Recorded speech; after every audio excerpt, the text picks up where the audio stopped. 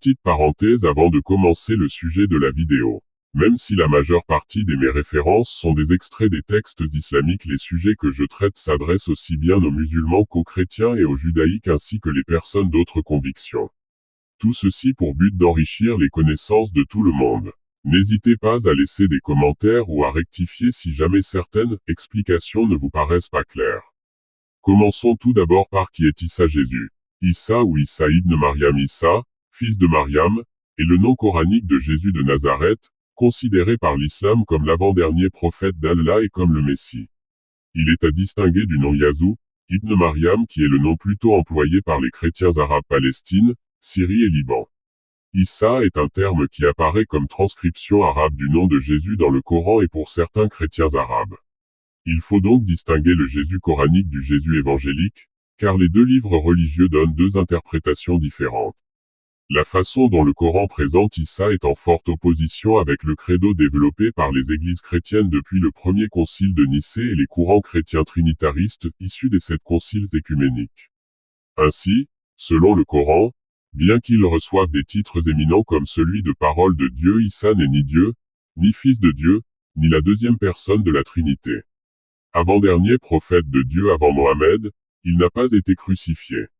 Issa, dans le Coran, est plus proche des Nazoréens, mouvement ayant la particularité de suivre à la fois les croyances et les préceptes du judaïsme et de la loi juive tout en reconnaissant le Messie en Jésus de Nazareth, qu'il qualifie de serviteur de Dieu, croyant en lui tant dans son humanité que dans l'origine divine de son message, sans toutefois le reconnaître comme Dieu. Dans le Coran, Issa occupe une place prééminente sur les autres prophètes. Alors que ce texte sacré n'apporte que peu d'éléments biographiques concernant Mohammed qui n'y est cité que 4 fois, il mentionne Issa dans 15 sourates et lui consacre 93 versets qui fondent la christologie coranique. Celle-ci s'est enrichie de traditions présentes dans les évangiles apocryphes de l'enfance et de la littérature mystique chrétienne, certains chercheurs évoquant le Diatessarion comme source possible d'inspiration. Le Coran présente donc Issa comme l'un des prophètes de l'islam, à l'instar de Mohammed, dont il est l'annonciateur et le garant, se tenant au second rang après lui.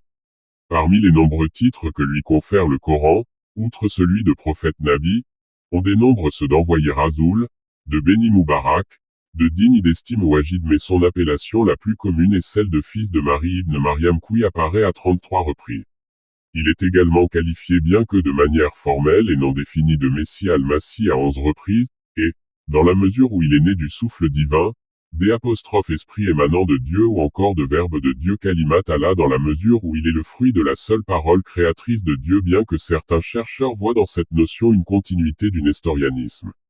L'islam nous annonce que Issa Jésus retournera sur terre avant l'heure, tuera l'antéchrist, brisera les croix et appliquera la charia d'Allah, exalté soit-il, transmise par Mohammed. Cela est annoncé dans le Coran et la Sunna.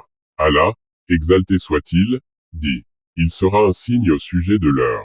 Il n'y aura personne, parmi les gens du livre, qui n'aura pas foi en lui avant sa mort. Quant aux hadiths, ils sont abondants, dont celui rapporté par Abu Huraira dans lequel le prophète dit. Par celui qui tient mon âme en sa main, la descente du fils de Marie est imminente, il sera pour vous un arbitre juste. Il cassera les croix, tuera les porcs et annulera la capitation. Allah enverra alors le Messie, fils de Marie, qui descendra sur le minaret blanc à l'est de Damas, vêtu de 2 pièces d'étoffe de couleur, posant les mains sur les ailes de 2 anges.